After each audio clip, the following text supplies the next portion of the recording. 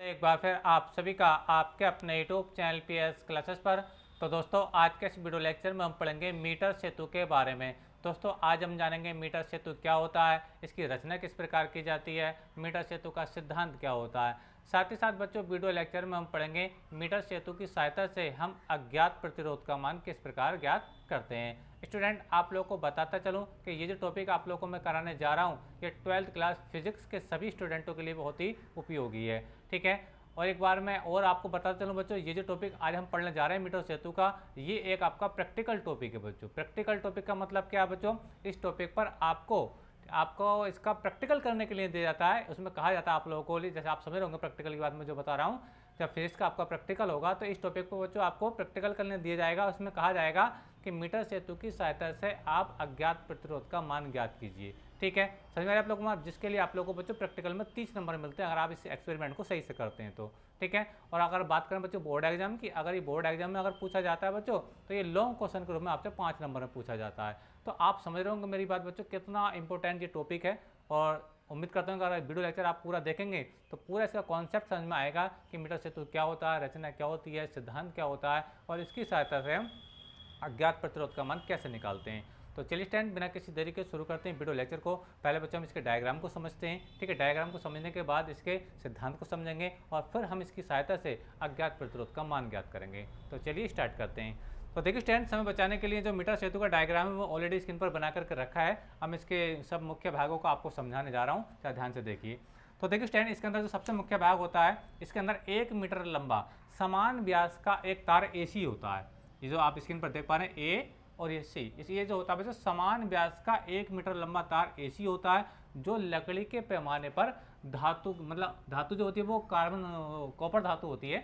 एक बार फिर से रिपीट कर रहा हूँ, इसमें समान व्यास का 1 मीटर लंबा तार एसी होता है जो लकड़ी के 1 मीटर पैमाने पर, ठीक है, तांबे की 2 पत्तियों द्वारा कसा रहता है। ये जो आप एल आकार की पत्ती देख रहे हैं, जैसे एक पत्ती इधर से ये आ रही है और दूसरी बच्चों एल आकार की पत्ती बच्चों ये आ रही है। एल आकार की क्योंकि बच्चों एल ऐसा बनाते हैं। ठीक है, अब इसको उल्टा कर लीजिए तो ये भी तो एल ही बनेंगे ना, तो ये समझा रहे हैं, तो ये क्या बच्चों एल है। ठीक है, तो मैं क्या कह रहा था, मैं ये कह रहा था इसमें समान व्यास का 1 मीटर लंबा तार एसी होता है। ठीक है, जो लकड़ी के 1 मीटर पैमाने पर, ठीक है, जो आप देख पाए 10 20 30 यानी ये सेंटीमीटर में दूरी है, क्या है बच्चों सेंटीमीटर में, और आप जानते हैं कि 1 मीटर में क्या होते हैं 100 सेंटीमीटर होते हैं। सर मेरा आप लोगों को मेरी बात, ठीक है, फिर से रिपीट कर रहा हूँ, इसमें समान व्यास का 1 मीटर लंबा तार एसी होता है जो लकड़ी के पैमाने पर तांबे की पत्तियों द्वारा कसा रहता है। सही में आप लोग को मेरी बात, अच्छा आगे समझिए।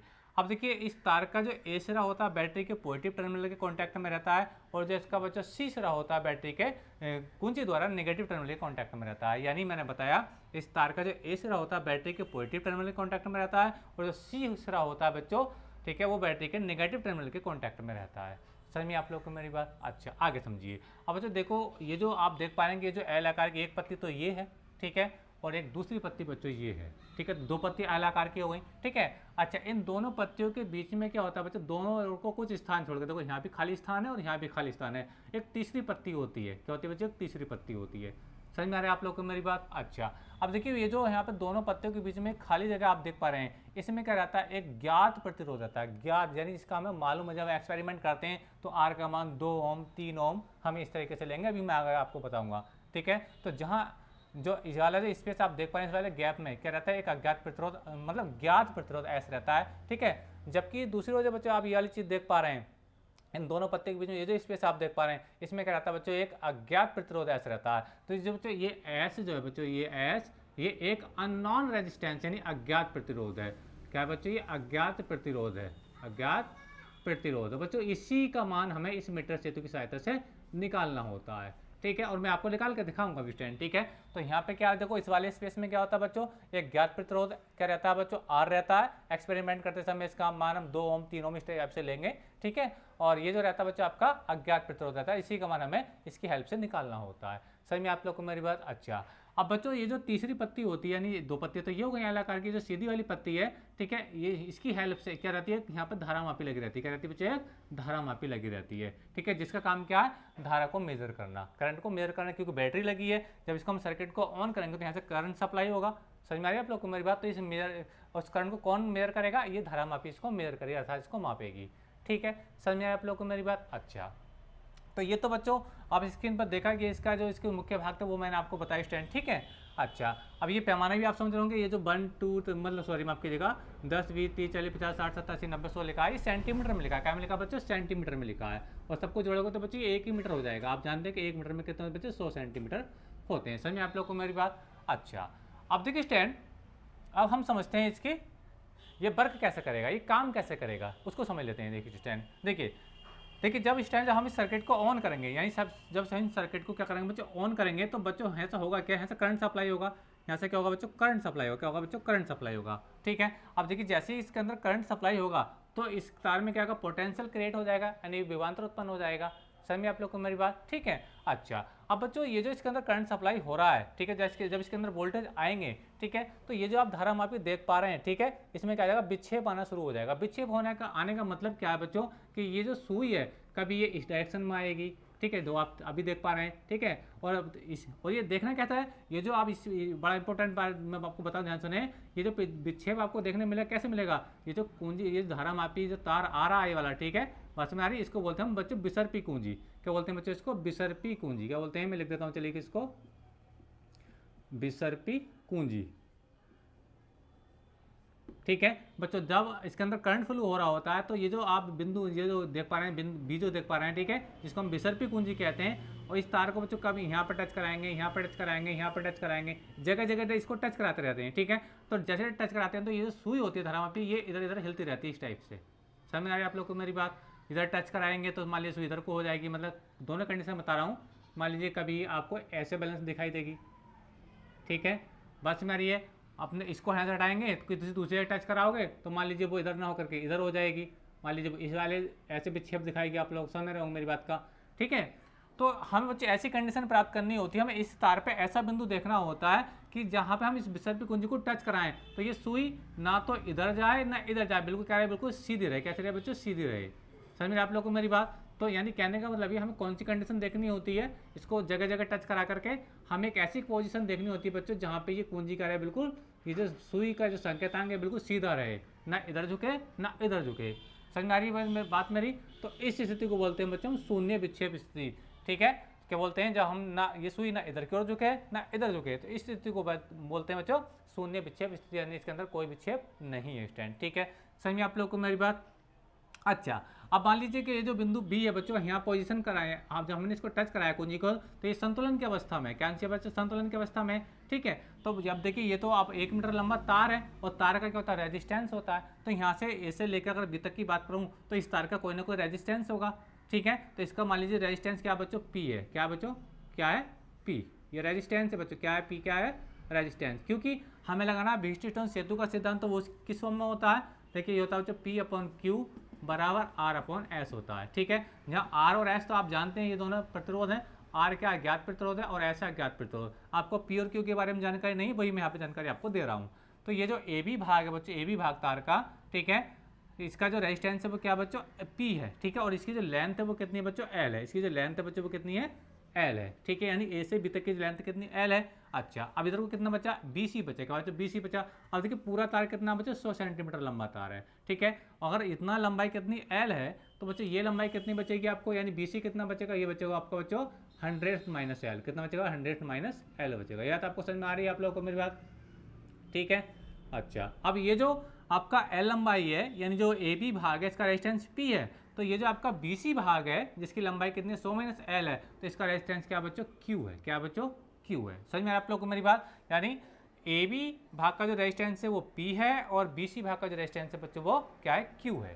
समझ में आप लोग को मेरी बात? अच्छा, अब देखिए अब यहाँ डायग्राम बिल्कुल बनकर तैयार हो गया है। अब इसमें आपको लिखना है क्या जरा उसको समझ लीजिए। इसको हटा दूँ तो देखिए इसमें लिखते हैं बच्चे, क्या लिखते हैं? देखिए मीटर सेतु एक ऐसा उपकरण है, मीटर सेतु एक ऐसा उपकरण है जो व्हीटस्टोन सेतु के सिद्धांत पर कार्य करता है, जो व्हीटस्टोन सेतु के सिद्धांत पर कार्य करता है। एक बार फिर से रिपीट कर रहा हूँ बच्चों, मीटर सेतु एक ऐसा उपकरण है जो व्हीटस्टोन सेतु के सिद्धांत पर कार्य करता है, जिसकी सहायता से हम अज्ञात प्रतिरोध का मान ज्ञात करते हैं, ठीक है। अब सिद्धांत क्या देखिए, मैं अब देखिए इसका सिद्धांत लिखते हैं, ठीक है। सिद्धांत में क्या लिखेंगे? जैसे कि मैंने आप लोगों को बताया बच्चों, ये जो वर्क करता है बच्चों, ये जो वर्क करता है बच्चों, ये व्हीटस्टोन सेतु के सिद्धांत पर कार्य करता है। तो जब इसका सिद्धांत जब देखेंगे तो वही सिद्धांत होगा जो व्हीट स्टोन सेतु का होता है। तो व्हीट स्टोन सेतु का जो सिद्धांत होता है बच्चों वो कहता है P/Q बराबर क्या होता है R/S होता है।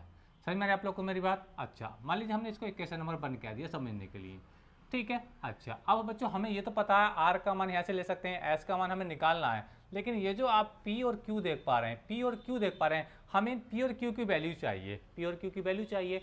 तो बच्चों हम देखिए, जब हम जानते हैं कि जब हम किसी वायर के माध्यम से, यानी हमारे पास कोई वायर है मतलब तार है, ठीक है, तो हम रेजिस्टेंस कैसे निकालते थे उसको समझिए। एक फार्मूला होता है बच्चों, देखिए अभी इस आर को मैं समझिए थोड़ी देर के लिए, मैं इधर एक रेजिस्टेंस बता रहा हूँ, इसका जनरल फार्मूला बता रहा हूँ। ये होता है आर होता है बच्चों ρL/A होता है। यहाँ रो क्या है बच्चों, ये जो रो है बच्चों ये तार का क्या विशिष्ट प्रतिरोध है, क्या बच्चों विशिष्ट प्रतिरोध है, विशिष्ट प्रतिरोध है। समझ में आ रही है आप लोग को मेरी बात? ठीक है, तो अगर मैं यहाँ से देखो, अब मैंने कहा ना कि मुझे ए से बी तक का प्रतिरोध चाहिए, तो ए से बी तक के प्रतिरोध को मैंने किससे लिखा बच्चों, पी से लिखा। किससे लिखा? पी से। तो ये क्या हो जाएगा, देखो पी इक्वल टू कितना हो जाएगा बच्चों आपका ρL/A हो जाएगा, जहाँ ए क्या बच्चों इस तार का क्रॉस सेक्शन एरिया है। क्रॉस सेक्शन एरिया क्या था, जैसे मान लीजिए तार ये है, तो आप ये जो एक एरिया देख पा रहे हैं सर्कुलर टाइप का, इसको मैं कह रहा हूँ ए, ठीक है, यानी ये क्या इसका क्रॉस सेक्शन एरिया है। अच्छा, इसी प्रकार से बच्चों अगर आप लोग Q का मान निकालना चाहें तो Q का मान कितना आ जाएगा, देखिए Q का मान बच्चों यही आएगा, देखिए बता रहा हूँ आप लोगों को। तो इसकी लंबाई कितनी बच्चों, देखिए ये 100 - L है, ठीक है, और ये रो आपका ऐसे रहेगा, रो तो आपका बच्चों ऐसे रहेगा, और ये 100 - L क्या रहेगा, 100 - L रहेगा स्टूडेंट, ठीक है, अपॉन में ए आपका ऐसे रहेगा। तो यार देखें, जो ए भी आपका भाग है तार का, जो इसका प्रतिरोध जो P है, इसका वैल्यू कितना बच्चों, ये है ρL/A, और ये जो आपका जो BC भाग है इसका रेजिस्टेंस यानी Q है, इसका वैल्यू कितना बच्चों, ये है आपका ρ 100 - L/A। समझ में आ रही है आप लोग को मेरी बात? और ये जो रो है बच्चों ये चेंज नहीं होगा, ये विशेष प्रतिरोध है, ठीक है, ये चेंज नहीं होता है कभी भी यार, ठीक है। अच्छा, अब देखिए मैं ध्यान से देखो जरा, इसी वैल्यू में, इसी वाली वैल्यू में P की जगह ये वाला वैल्यू पोर्ट कर लीजिए और Q की जगह ये वाला वैल्यू पोर्ट कर लीजिए। हटा दें चीज़ को, देखिए देखिए ध्यान से देखें, देखियो ये P है, P का जगह क्या लिख रहा हूँ बच्चों, देखिए ध्यान से, ये लिख रहा हूँ मैं, तो यहाँ से मान पता है ना मुझे, ये ρL/A अपॉन Q का वैल्यू रखिए क्या है, देखिए Q का वैल्यू बच्चों रो, ठीक है, और ये बच्चों 100 - L अपॉन A। समझ में आ रहा आप लोगों को मेरी बात? अच्छा, और ये इसका मैन बेटा, आगे क्या चल रहा है आपका, आगे चल रहा है बच्चों R/S चल रहा, R/S चल रहा है, ठीक है। समझ में आप लोग को मेरी बात? अच्छा, तो देखिए यहाँ से ये A से कैंसिल आउट हो जाएगा, ठीक है, और ये रो से रो भी कैंसिल आउट हो जाएगा, तो बचेगा L/100 - L, क्या बचेगा, इस चीज़ को मैं हटा दूँ, इस चीज़ को मैं यहाँ से देखिए हटा सकता हूँ, चाहे तो इसको लिख लीजिए अलग से, जो मैंने P का मान निकाला वो निकाला है, देखिए रो है विशिष्ट प्रतिरोध, L अपॉन क्या बच्चों आपका A है, और Q का जो वैल्यू बच्चों वो क्या है, रो 100 - L अपॉन A है, ठीक है। समझ में आता आप लोगों को मेरी बात? चलिए, तो देखिए स्टैंड, अब मैं इसको यहाँ से हटा देता हूँ, तो यहाँ से कटने के बाद क्या बचेगा, यहाँ से बचेगा बच्चों L अपॉन बचेगा यहाँ से 100 - L, ठीक है स्टैंड, और आगे बचेगा आपका बच्चों R/S, ठीक है, जहाँ S का अज्ञात प्रतिरोध है, इस फार्मूले से अगर मैं S का मान निकालूं, इस फार्मूले से बच्चों S का अगर मैं मान निकालूं, ठीक है, तो ये इसके मल्टीप्लाई में चला जाएगा। तो ध्यान से देखिए, ये हो जाएगा स्टैंड S इजिकल टू हो जाएगा स्टैंड, ये देखिए हो जाएगा R मल्टीप्लाई हो जाएगा आपका 100 - L, ठीक है, और ये हो जाएगा अपन बच्चे क्या हो जाएगा, अपन में आ जाएगा ये वाला L, ठीक है। समझ में आती है मेरा? तो ये जो आप फार्मूला देख पा रहे हैं बच्चों, ये जो फार्मूला देख पा रहे हैं, ये अज्ञात प्रतिरोध का फार्मूला है, किसका बच्चों, ये अननोन रेजिस्टेंस का फार्मूला आ चुका है, ठीक है। अगर बच्चों देखिए हमें L का मान पता चल जाए, L तो पता चल जाएगा कि 100 सेंटीमीटर कहाँ पे बैलेंस हो रहा है, पैमाने से हम जान सकते हैं कि ये यहाँ से मान लो A से लेकर के B तक की जो दूरी है मान लो कि 30 सेंटीमीटर है, तो हम L की जगह 30 ले सकते हैं, ठीक से लिख सकते हैं, लिख सकते हैं। तो अगर हम बच्चों हम एक्सपेरिमेंट करते समय अगर यहाँ से R का मान अगर हम 2 ओम लें, ठीक है, या फिर हम 3 ओम लें, हम जब हमें एक्सपेरिमेंट दिया होता है तो हमें पता होता है कि हमें कितने रेजिस्टेंस का यहाँ पे रेजिस्टेंस लेना होता है, कितने ओम का, ठीक है। तो यहाँ पे अगर हम R का वैल्यू डालें, R का वैल्यू यहाँ से हम डाल सकते हैं, ठीक है, तो R का वैल्यू डाल के और L का मान हमें पता चल जाएगा कि कितने सेंटीमीटर पे ये बैलेंस हो रही है ये सुई, तो ये 30 सेंटीमीटर, 20 सेंटीमीटर, 50 सेंटीमीटर, 60 सेंटीमीटर, जो भी हो बहरहाल, वो L का मान को रिपोर्ट करके हम S का मान आसानी से निकाल सकते हैं। तो उम्मीद करता हूँ ये बात आपको अच्छे समझ में आई होगी कि कैसे हम मीटर सेतु की सहायता से किसी अज्ञात प्रतिरोध का मान ज्ञात करते हैं। याद रखें, इसका जो सिद्धांत है बच्चों वही सिद्धांत है जो व्हीटस्टोन सेतु का सिद्धांत है, ठीक है। तो इसलिए बच्चों वही चीज़ है, ये P/Q बराबर R/S है। ठीक है, तो आई होप के उम्मीद कर रहा हूँ कि आप लोगों को ये समझ में आया होगा। ठीक है, तो वीडियो लेक्चर कैसा लगा कमेंट करके जरूर बताइए। चैनल पर नए हैं तो चैनल को सब्सक्राइब कर लीजिए और बेल आइकन का बटन जरूर प्रेस कीजिए ताकि हमारी आने वाली वीडियो का नोटिफिकेशन आप लोगों को समय से प्राप्त होता रहे। तो वीडियो लेक्चर कैसा लगा कमेंट करके जरूर बताइए। मिलेंगे नेक्स्ट वीडियो में, तब तक के लिए धन्यवाद, बेस्ट ऑफ लक।